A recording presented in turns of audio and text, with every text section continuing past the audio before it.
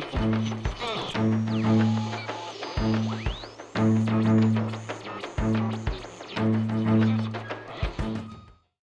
le moment de l'aîné, de l'ancien. Applaudissements pour le professeur Agboul.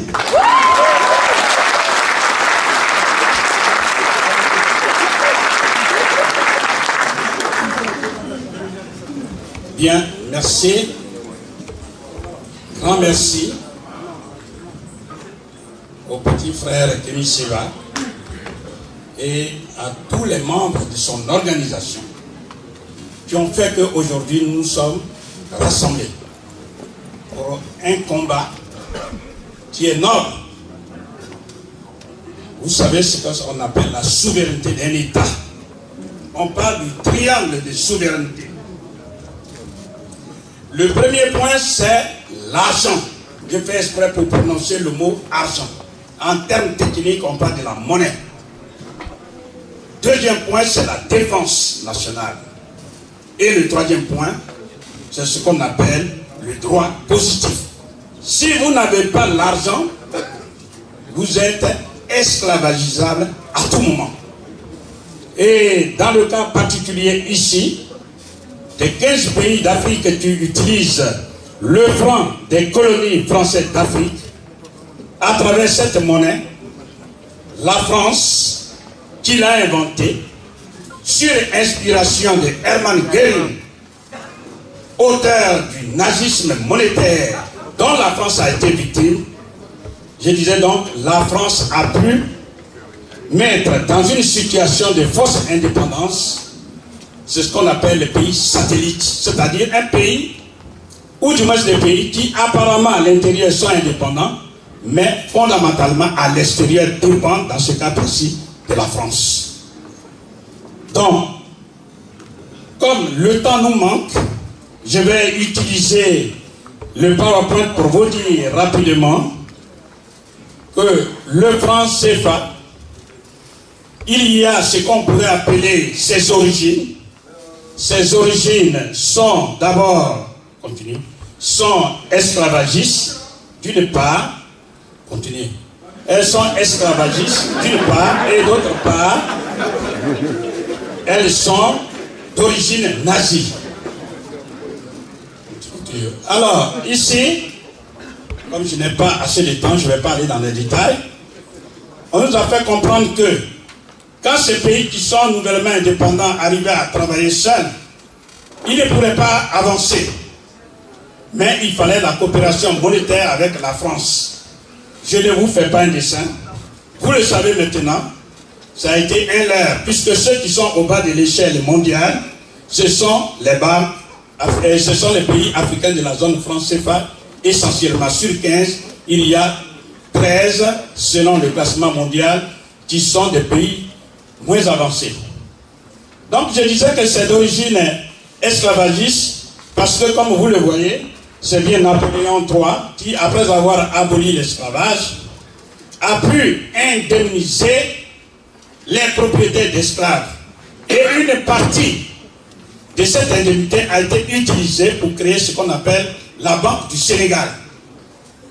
Laquelle Banque du Sénégal était évidemment propriétaire des colons, mais dont l'évolution a donné naissance à 3 banques centrales que nous connaissons, à savoir la BCAO, Banque centrale des États de l'Afrique de l'Ouest, la BEAC, Banque des États de l'Afrique centrale, et la BCC, Banque centrale des Comores. Et ces 3 banques centrales perpétuent l'esprit même de la Banque du Sénégal, puisque, en fait, elles ne font que respecter ce que la France dit. Au point que, aujourd'hui, ce qu'on appelle le taux de bancarisation, c'est-à-dire le nombre de personnes qui ont des comptes en banque, c'est autour de 5%, 10%, 15%. Alors vous réfléchissez par vous-même. Si vous n'avez pas un compte en banque, ça veut dire que le banquier ne vous connaît pas. S'il ne vous connaît pas, il ne peut pas vous prêter de l'argent. Par voie de conséquence, vous ne pouvez pas évoluer sur le plan économique. Donc nous continuons pour dire, le général de Gaulle, qui l'a créé, a été inspiré par Hermann Göring, que vous voyez là. Parce que le nazisme monétaire est un fait réel, vécu en France. Nous n'avons pas assez de temps. Ceux qui veulent savoir, ils verront tout ça dans le livre que nous avons mis sur la place publique. Le nazisme monétaire, c'est 4 manières de se manifester, à savoir, 1. Les nazis étaient présents au cœur du système financier de la France. À l'instant où je vous parle, la seconde où je vous parle, au cœur des banques centrales africaines, il y a la France. Deuxième manière, comme vous le voyez là-bas, les Allemands ont dévalué le franc français pour se donner un grand pouvoir d'achat. Eh bien, qui a dévalué le franc CFA en 1994? C'est la France. Troisième manière, les Allemands enlèvent la monnaie locale, se créent une monnaie purement coloniale pour pouvoir contrôler toute l'économie. Eh bien, la même chose, la France a effacé toutes les monnaies africaines et a mis le franc des colonies françaises d'Afrique. Et quatrième manière, les Allemands obligeaient les Français à exporter vers chez eux les produits dont ils avaient besoin, mais au lieu de payer les Français, par exemple, ils prennent leur stylo et ils mettent un signe plus dans un compte que les Allemands ont ouvert à Berlin pour les pays vassalisés comme la France. Mais c'est exactement ce que la France a fait.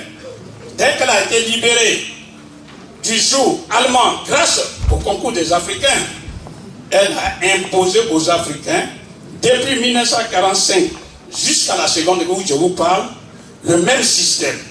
Au point que vous avez entendu parler des 30 glorieuses de 1945 à 1975, lorsque la France a connu ce boom économique, la France prenait les matières premières africaines de la zone francophone et ne payait pas une seule devise. Elle mettait simplement un signe plus, exactement comme faisaient les Allemands. Pour que vous puissiez bien comprendre, quand la France importe des matières premières, pour du Ghana, du Nigeria, d'autres pays qui ne sont pas de la zone française, elle est obligée de puiser dans ses réserves les devises pour payer ces pays-là. Pour les pays africains de la zone française, c'est gratuit. Et ça, voilà, vous le verrez, continuons. Voilà le général de Gaulle. Celui qui a inventé le franc CFA avec le concours. Alors vous voyez bien le décret 45. Alors, vous pouvez prendre note. Celui qui l'a inventé selon le décret numéro 45-01-36 et ça a été publié au journal officiel numéro 305. Mais avec le concours de ces 3 ministres, à savoir René Préven, qui est le ministre des Finances, et Jacques Souster, un homme de gauche, qui est le ministre des colonies. Continuons, voilà le journal parlait. Ensuite, quelles sont les conséquences? Les conséquences, c'est que le franc CFA, comme c'est une propriété à part entière de la France, se produisent non pas en Afrique, mais ici en France, précisément à Chamalières. Vous pouvez prendre les numéros de téléphone dès les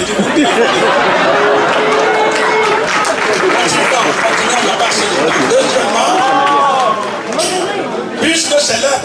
puisque c'est la monnaie de la France, ça veut dire, depuis le général de Gaulle jusqu'à François Hollande, homme de gauche, puisqu'il y a beaucoup d'Africains qui sont ici en France et qui ne savent pas ce qui se passe. Ils pensent qu'il y en a qui pensent que, parce qu'ils sont de gauche, quand ils ont affaire à l'Afrique, eux, ils vont liquider leurs intérêts. Ce n'est pas vrai. Quand ils ont affaire aux Africains, ils sont un. Et c'est cette leçon que les Africains devraient comprendre. Donc, vous allez bien.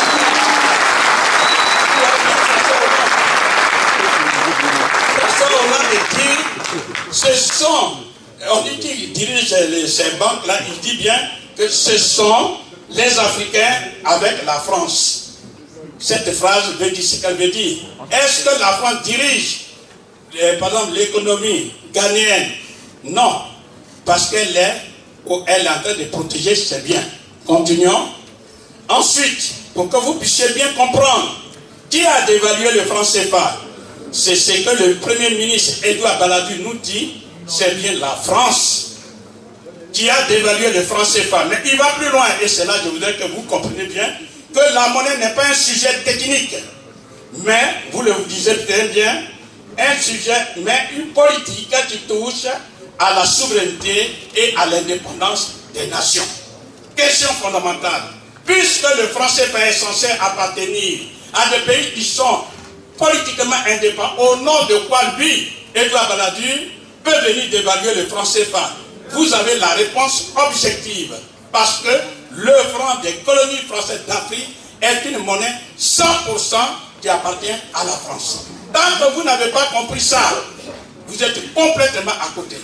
Puisque on a dit que les Africains sont des naïfs. Qu'est-ce qu'on définit maintenant? On ne dit plus le franc des colonies françaises d'Afrique, mais le franc de la communauté financière africaine. Le franc CFA reste le même. Si c'est en Afrique centrale, on dit le franc de la coopération financière en Afrique centrale, et etc. Mais que ce soit les institutions, tout comme les 4 principes, restent les mêmes. Et quand ils ont dévalué le franc CFA, voilà ce que nous dit Feu et Adema, eh bien, les voix africaines n'ont pas compté pour grand chose dans cette affaire de dévaluation. Mais je vais plus loin pour dire, voilà le gouverneur Christian Noyer, qui dit que, eh bien, les Africains n'ont pas le droit de faire ce qu'on appelle un financement monétaire. C'est-à-dire qu'ils ne peuvent pas créer de la monnaie pour financer leur économie. Et vous le lisez, on n'a pas assez de temps, ils sont sous haute surveillance. Continuons. Mais ici, la BCE, la Banque Centrale Européenne, qui est dirigée par Mario Draghi, lui, il fait ce qu'on appelle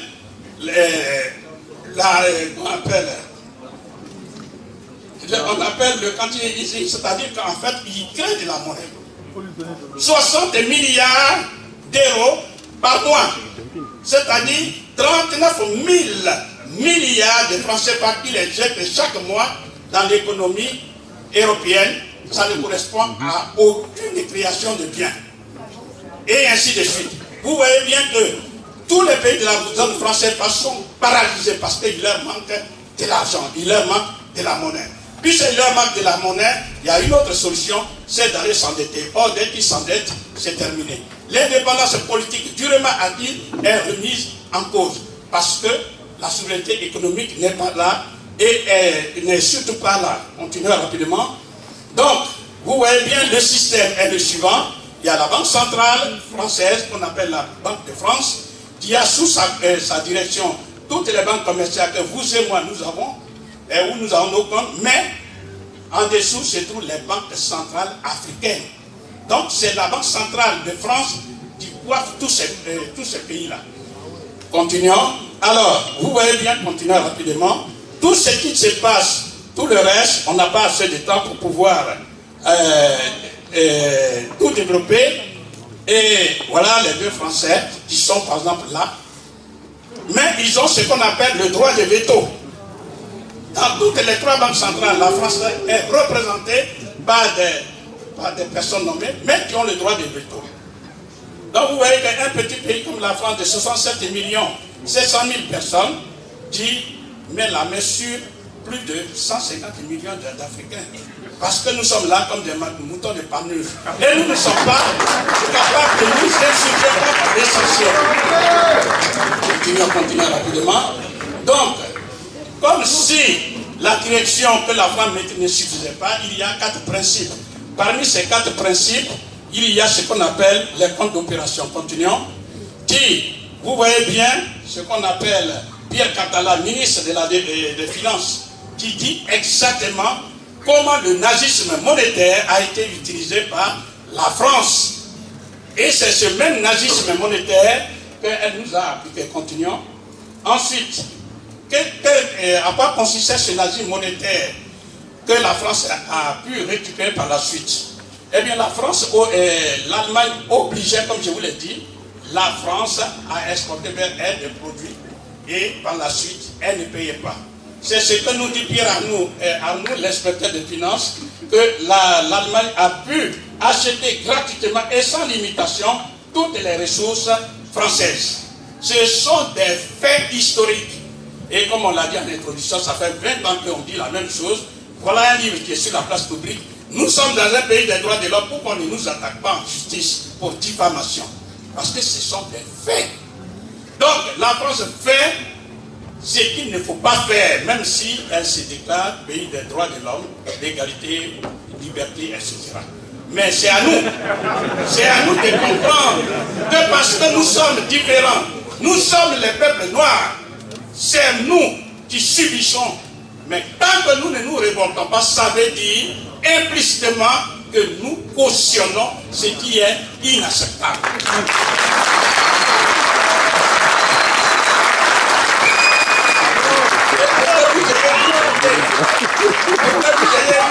Parce que personne ne sait exactement combien on a dans les comptes d'opération. À quoi consistent les comptes d'opération? Je voudrais vous dire, ça veut dire ceci. Depuis 1945 jusqu'à ce jour, jusqu'à 1973, quand les Africains vendent à l'extérieur, par exemple aux États-Unis d'Amérique, et qu'ils ont pu avoir des monnaies étrangères qu'on appelle les devises, exemple 1000 milliards de dollars, ils donnent l'intégralité. 100% de ces 1000 milliards de dollars, ils le déposent en France, dans des comptes que la France a ouverts pour ces Africains qu'on appelle les comptes d'opération. Et c'est de 1945, non, de 1973 jusqu'à l'an 2005, précisément le 20 septembre 2005, que la France, dans sa générosité, a dit, non, de 1973 jusqu'à septembre, a dit, donnez-nous simplement 65%. C'est-à-dire, c'est comme vous gagnez 1000 euros et vous devez donner 65% de 1000, c'est-à-dire 650 euros, vous donnez à la France. C'est exactement ça. Et maintenant, de 20 septembre 2005 jusqu'à la seconde où je vous parle, c'est 50%. Vous avez quelqu'un qui gagne 1000 euros, il prend la moitié et il donne à la France. C'est ce que ça veut dire. Donc, ici, on veut savoir combien les Africains ont dans les comptes d'opération. Objectivement, personne ne le sait. Mais, voilà le président Laurent Gbagbo, aujourd'hui qui est à La Haye, qui révèle que en 2000,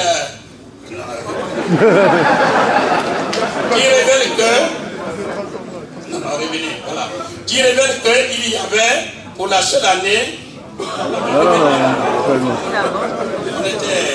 donc qui révèle qu'il y avait plus de 14 000 milliards de francs CFA, soit sensiblement, voilà, c'est ça. Il dit les comptes d'opération encaissent. Bon, ici, c'est ce que je vous ai dit, qu'il confirme. N'oublions pas que c'est un chef d'État. Il ne s'agit pas ici de dire j'aime Gbagbo ou je n'aime pas Gbagbo. C'est pas ça le problème. Mais c'est un chef d'État qui confirme ce que nous ne cessons de dire depuis 20 ans. C'est-à-dire quand nous vendons, quand les Africains vendent, eh bien, tout atterrit en France. Et la France appuie sur sa machine, sort des faux billets qu'on appelle les francs CFA et d'autres aux Africains. Mais après, il a eu des devises. La monnaie étrangère dont elle se sert pour son propre développement. Continuons voir.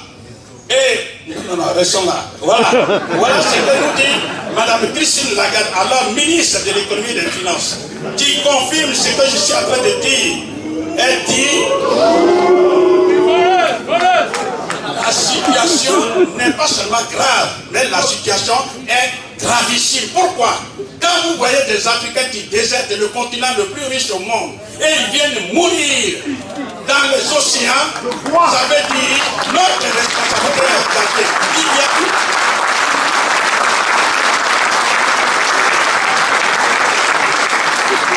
Ça veut dire qu'il y a une extrême urgence. C'est pourquoi quand vous vous élevez, quand vous vous insurgez et quand vous êtes ici en masse, ça nous touche le cœur. Donc ne nous accusons pas. Nous sommes en guerre de libération nationale. C'est de ça il s'agit. Donc nous allons continuer pour vous donner quelques éléments. Voilà Mme Christine Lagarde qui reconnaît que c'était 65% et que c'est maintenant. Mais elle va plus loin. Elle dit quand bien même la France demande 50%, lisez-le avec moi. Il y a des pays de la BA, Banque des États de l'Afrique centrale, qui vont jusqu'à donner 90%. Évidemment, vous allez dire, mais ça veut dire que nous les Africains, nous sommes bêtes. C'est vrai de le dire. Mais nous avons dépassé ce moment-là. C'est quand justement, quand on est capable de livrer ses propres frères africains, qu'on est véritablement amis de la France. C'est la condition pour qu'on puisse mourir au pouvoir. C'est ça la réalité. Donc nous disons le paradigme a changé. Il ne s'agit plus de taper sur nos dirigeants, mais de nous attaquer au système. Parce que c'est un système. Ça veut dire que, même moi qui vous parle, demain je prends le pouvoir dans ce système, je ferai peut-être pire qu'eux. Parce que si vous ne le faites pas, eh bien, vous perdez le pouvoir dans le meilleur des cas, sinon c'est la vie elle-même. Nous montrerons des exemples pour ceux qui ont contesté l'ordre économique et monétaire français et qui ont perdu la vie. Donc c'est grave. Continuons pour dire. Quelles sont les conséquences?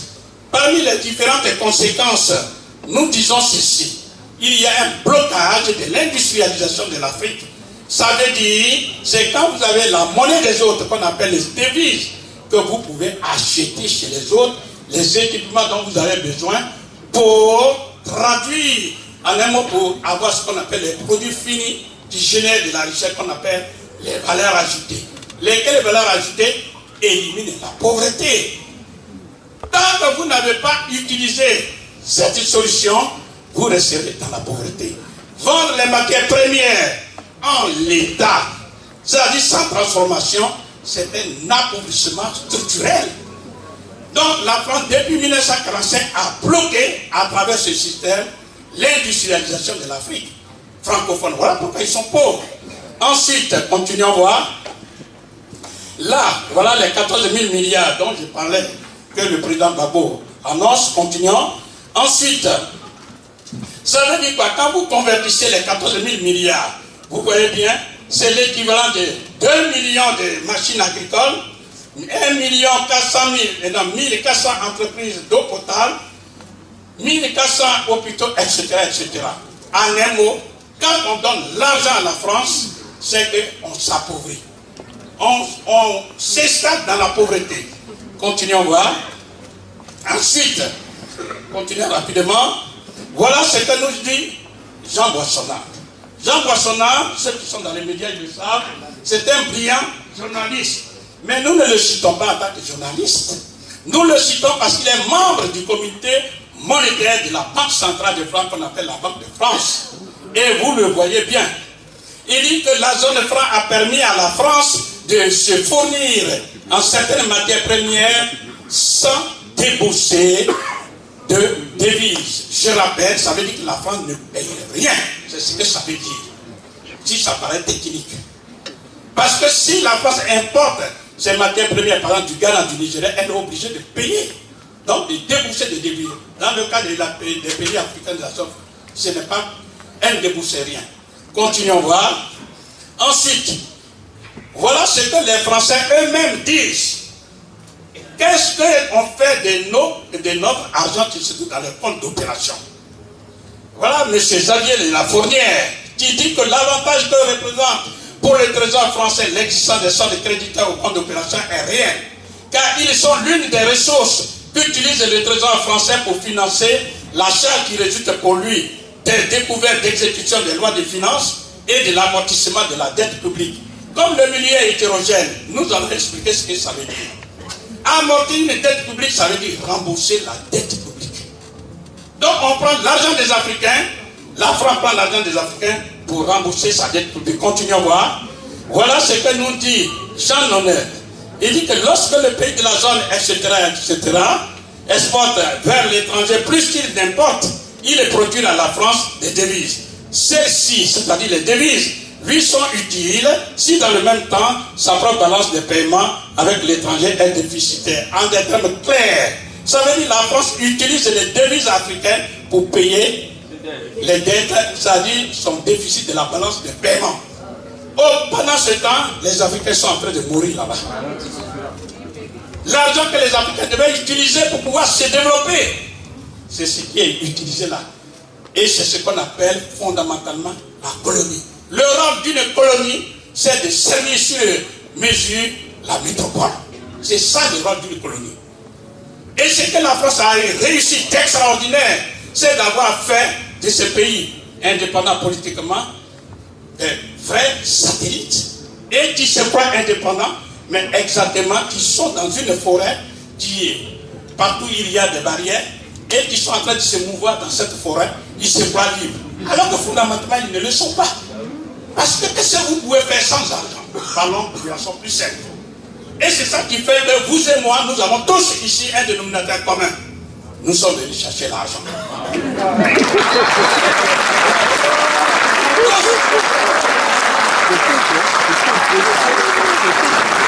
Disons que chacun de vous a des expériences. Si on peut vous prêter de l'argent dans vos différents pays, mais vous allez rentrer au pays. Qu'est-ce que vous allez faire dans ce pays froid? Donc,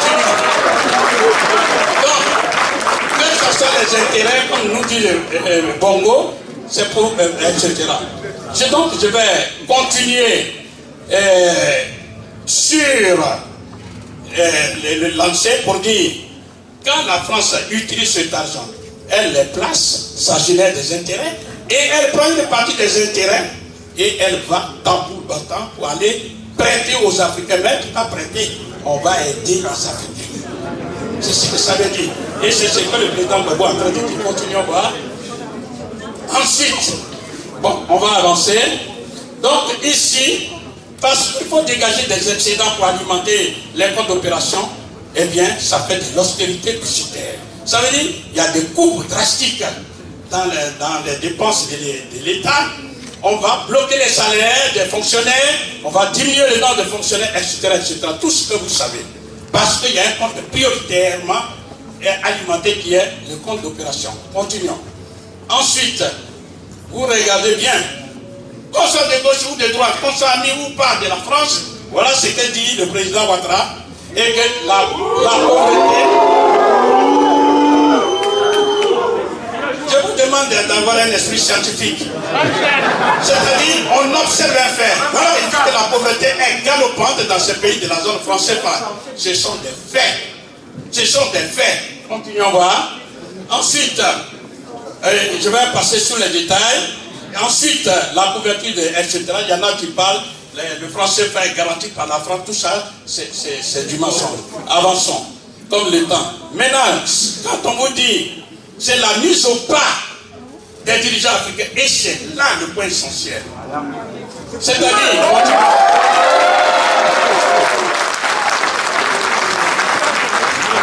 nous allons citer quelques exemples, parce que c'est ça quand on dit que la souveraineté d'un État, le mot souveraineté veut dire au-dessus, il n'y a plus personne. On enlève le cas de la religion. Mais, pour que vous puissiez bien comprendre la notion de la souveraineté, lorsqu'un bébé vient au monde en une seconde, il est tout frais, il est sans dépense. On peut l'écraser. Mais si vous écrasez ce bébé, on vous arrête, on vous met en prison. Pourquoi?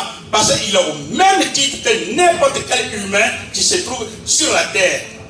C'est ce que ça veut dire. Il en est de même qu'un pays né à l'indépendance politique, qu'il a la souveraineté, il est au même titre que n'importe quel pays qui se trouve à l'ONU. Au même titre que les États-Unis. C'est ça. Donc ici, dans ce cas particulier, les pays de la zone française n'ont pas cette véritable souveraineté parce que la première base de la souveraineté n'existe pas, c'est-à-dire qu'il n'y a pas de monnaie. Voilà des brillants, des dirigeants brillants, comme par exemple le cas de Sékou Touré. Regardez bien sa phrase. Il nous dit que il n'y a pas de dignité sans liberté. Nous préférons la liberté dans la pauvreté à la richesse dans l'esclavage.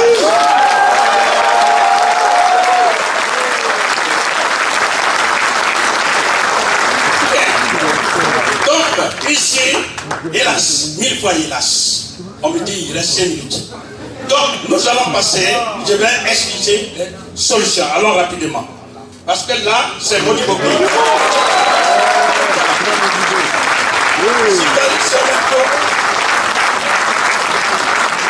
Le président du Tchad, Tombalba, qui a été bombardé dans son palais et tué par la France parce qu'il voulait battre monnaie.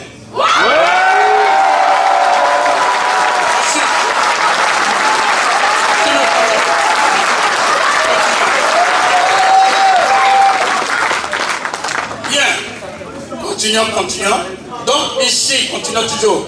Alors ici, question fondamentale, comme tous ces pays, tous ceux qui ont touché au franc CFA, comme ça a été le cas de la Côte d'Ivoire, Eh bien, la France a donné l'ordre. On a fermé toutes les banques en un seul coup. Lorsque les banques sont fermées, vous êtes chef d'entreprise, vous ne pouvez pas retirer de l'argent. Par conséquent, votre entreprise ne peut pas fonctionner, vous ne pouvez pas payer les fournisseurs, vous ne pouvez pas payer les salariés. Parce que vous êtes une femme, un ménage, la banque est fermée, vous ne pouvez pas retirer l'argent. Vous ne pouvez pas nourrir la famille, vous ne pouvez pas vous soigner. Bref, on organise un chaos, un blocus pour obliger la population à se retourner contre son président, même s'il est élu démocratiquement. Ça veut dire fondamentalement, vous et moi, nous devons comprendre. Tant que la France a cette arme qu'on appelle le franc CFA, eh bien nous sommes des assujettis. Nous sommes des esclaves modernes. Et la question fondamentale, nous allons partir très rapidement sur les solutions, puisque le problème, tous les autres, ceux qui veulent en savoir, on a mis un livre sur la place publique. Maintenant, quelles sont les solutions? Continuons sur les solutions jusqu'à ce que vous trouvez, allez rapidement jusqu'à ce que vous trouvez les solutions. Nous disons il y a 4 solutions. Continuez jusqu'à ce que vous trouvez la solution. Voilà, nous disons qu'il y a des solutions. Quelles sont les solutions? Les 4 solutions sont: première solution, c'est battre monnaie. Battre monnaie. Battre monnaie, ça veut dire quoi? Voilà. Donc, c'est grâce à ces solutions que nous allons briser les chaînes de l'esclavage économique et monétaire continent. Voilà les 4 solutions. Première solution, c'est la maîtrise de la monnaie africaine pour mettre les populations locales au travail et créer des richesses. Deuxième solution, c'est la transformation locale de toutes les matières premières agricoles, minières et énergétiques en des produits finis. Troisièmement, ce sont des solutions juridiques. Et enfin, quatrièmement, ce sont les solutions anthropologiques. Nous allons chercher à dire quelques mots sur chaque solution. La première solution, la monnaie. Créer la monnaie africaine. Continuons. Et voilà le schéma. Ça veut dire quoi? Ici et maintenant, si vous et moi, nous avons compris ce qu'il faut faire, eh bien nous allons faire pression sur les dirigeants africains à travers même l'Union africaine pour créer ce qu'on appelle la Banque centrale africaine. En lieu et place du franc CFA, dans les cendres du franc CFA, nous allons mettre la Banque centrale africaine. Cette Banque centrale africaine, vous voyez bien le schéma, va coiffer toutes les banques centrales nationales, c'est-à-dire les banques centrales qui sont dans chaque pays. Et chaque banque centrale nationale va coiffer toutes les banques commerciales où les citoyens là-bas, vous et moi, nous allons avoir des comptes. Et parce que cette banque centrale africaine sera gérée exclusivement par les Africains pour les intérêts de l'Afrique, alors nous pouvons permettre une véritable politique de développement. Et ça nous permettra, continuons à voir, de satisfaire. Alors, comment on y parvient? C'est très simple. Il suffit, quand les Africains vont s'unir dans chaque pays, le gouvernement fait ce qu'on appelle un projet de loi. Ce projet de loi est écrit dans un document. Disons, le gouvernement dit, je vais créer la monnaie africaine. Donc, on écrit ça dans un document qu'on appelle un projet de loi. Ce projet de loi est déposé au bureau de l'Assemblée nationale, le Parlement qui représente le peuple. Et on demande au peuple, à travers le peuple, est-ce que vous voulez la monnaie du pays? Oui. Est-ce que vous voulez la monnaie du colon? Oui.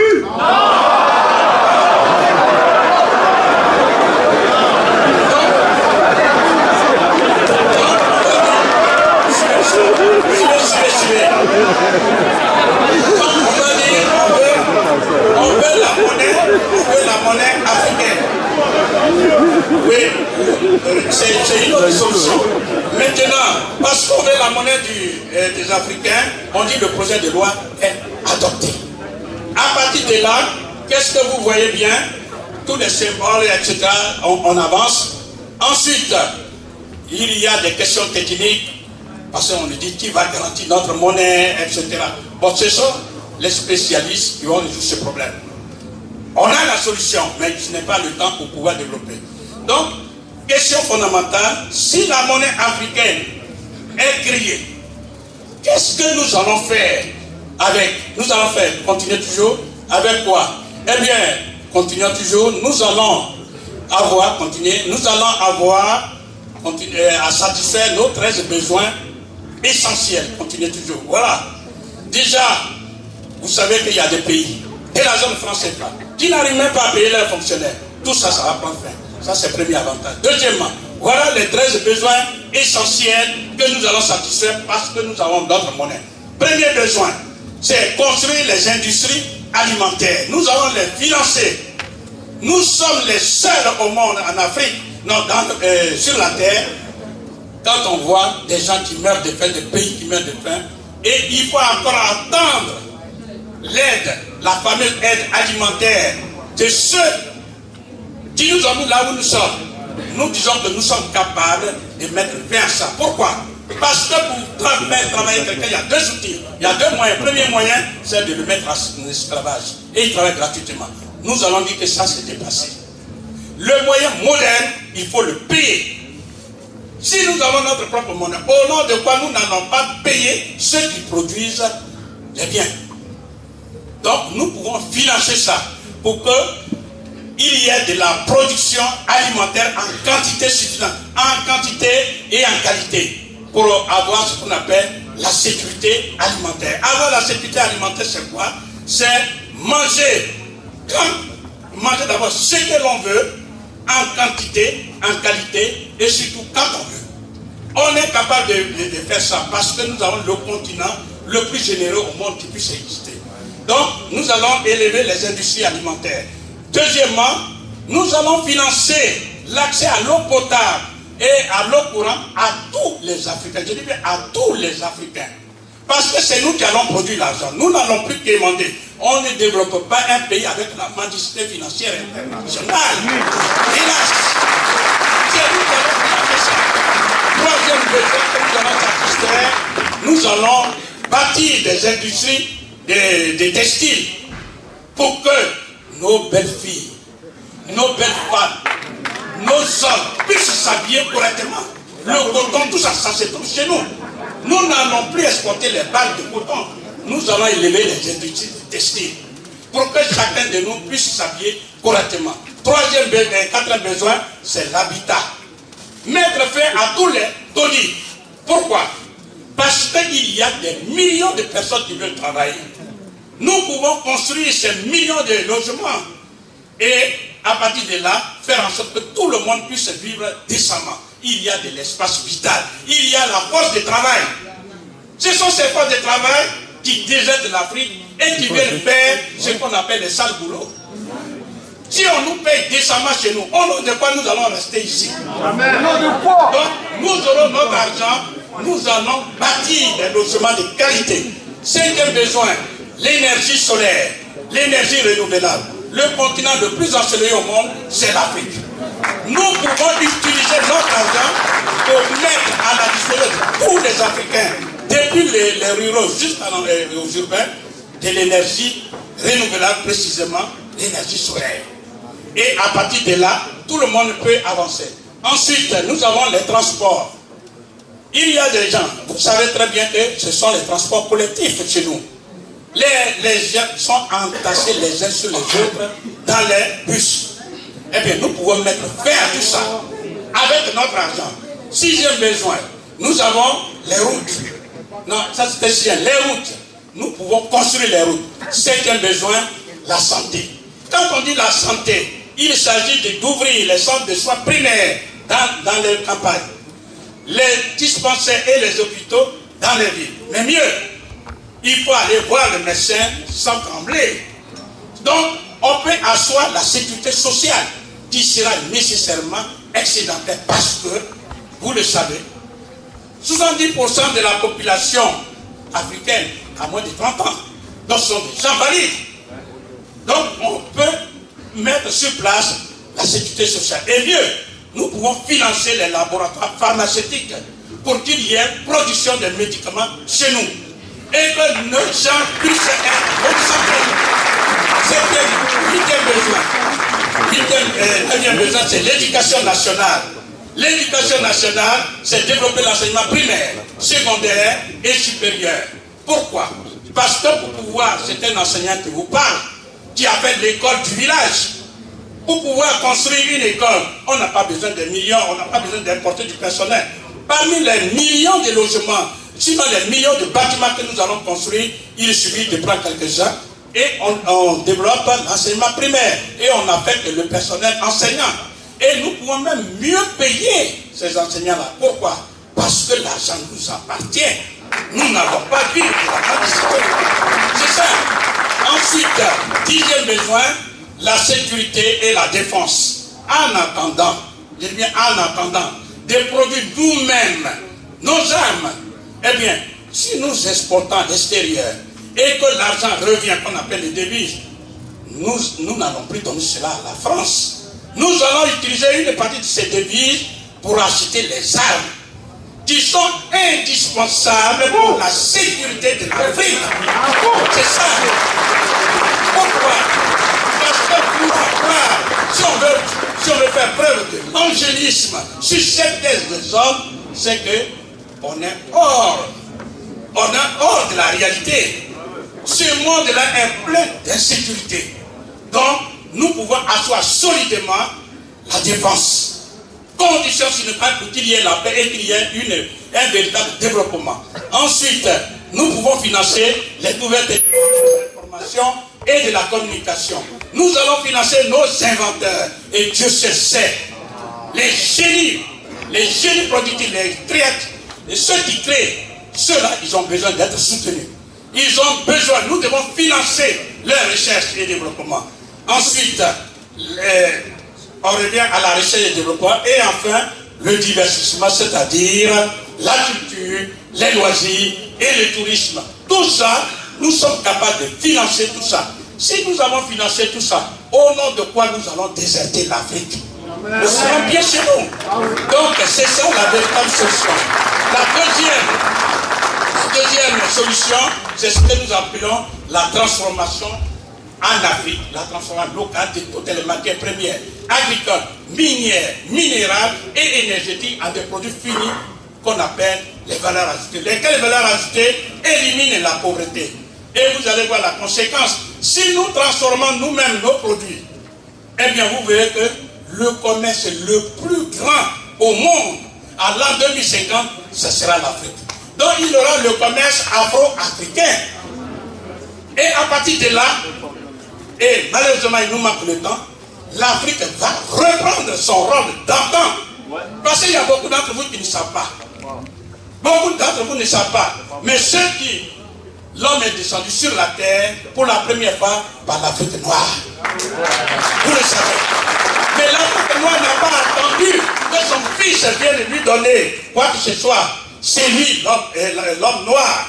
C'est lui qui a posé les bases de la brillante civilisation mondiale que nous connaissons. Et ça, nous l'avons sur le PowerPoint, mais nous n'avons pas le temps. Donc, nous continuons pour dire, ensuite, quand on a fait la transformation, vous verrez que cette transformation va générer les richesses, comme je l'ai dit. Continuons encore, on va créer donc des millions d'emplois. Ensuite, il y a une mobilisation générale du génie productif des peuples africains. Ensuite, continuons toujours. Eh bien, puisque nous serons chez nous, qu'est-ce qui va se passer? Eh bien, il y aura un retour massif des Africains que nous sommes. Nous allons retourner au pays. Et du coup, non seulement nous allons maintenir les Africains chez eux, mais nous allons retourner chez nous. En retournant chez nous, nous aidons la France et les autres pays à résoudre un problème qui les gêne et dont ils n'ont pas la solution. Le problème de l'immigration. C'est ça. Ensuite, donc, continuons. La solution juridique. La solution juridique, continuez voir. Voilà. La solution juridique, nous disons, de la même manière, la France a pu traduire l'Allemagne nazie en justice et s'est fait payer. Eh bien, nous, continuons voir, nous allons faire la même chose, c'est-à-dire nous allons faire l'audit.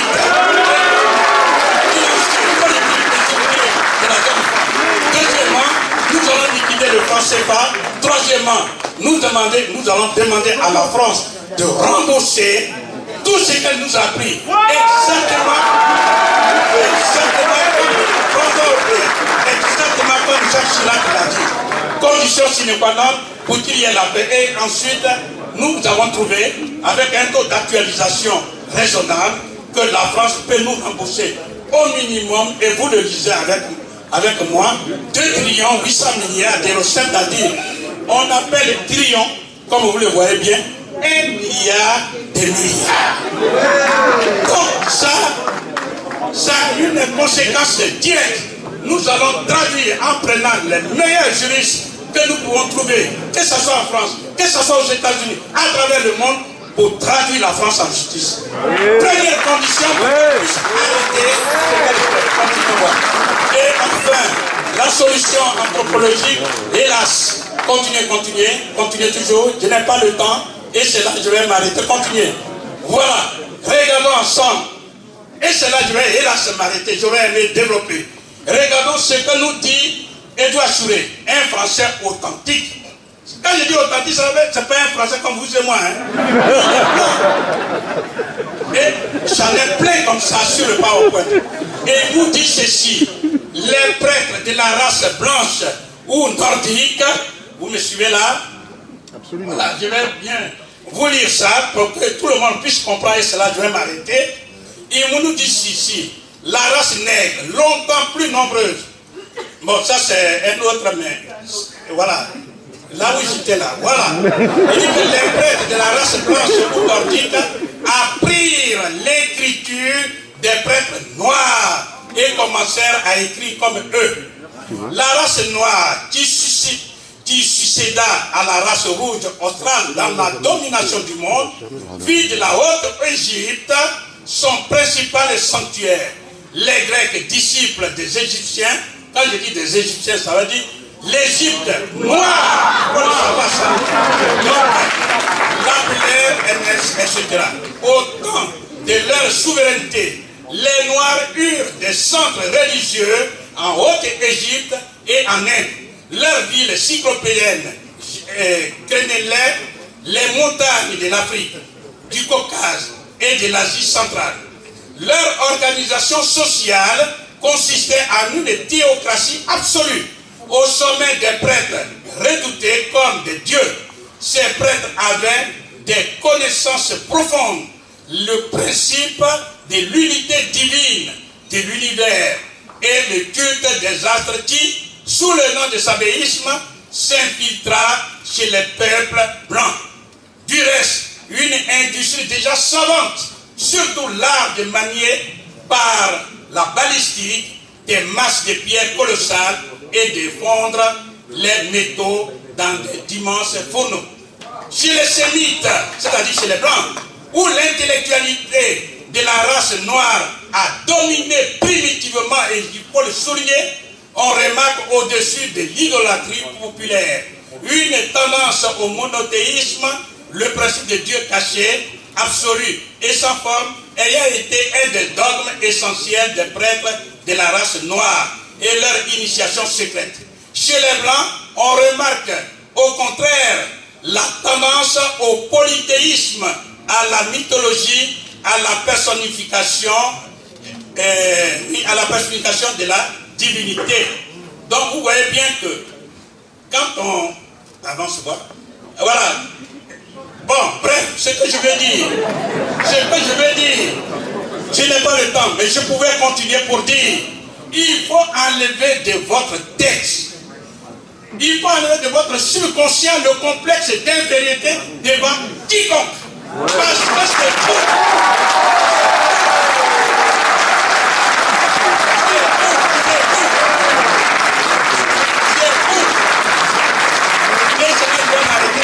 c'est vous, ce sont nos antennes. C'est nous qui avons donné au monde non seulement l'espèce humaine elle-même, mais c'est nous qui avons donné l'écriture, les mathématiques. C'est nous qui avons posé toutes les bases de la brillante civilisation. Ceux qui veulent nous contester, ils n'ont qu'à aller tout simplement au musée du Louvre. Ils n'ont qu'à aller dans les bibliothèques. Nous avons eu accès aux dépositions des Grecs, parce que la Grèce antique, c'est elle qui a fécondé toutes les rampes. Mais où est-ce qu'elle a tiré sa connaissance? Elle-même, nous avons des écrits. Il dit, il rend des louanges à l'Afrique. Parce que ce sont des Africains, et je suis le mot noir, car il y a beaucoup qui ont peur d'être noirs. Ce sont les Africains noirs qui le souhaitent.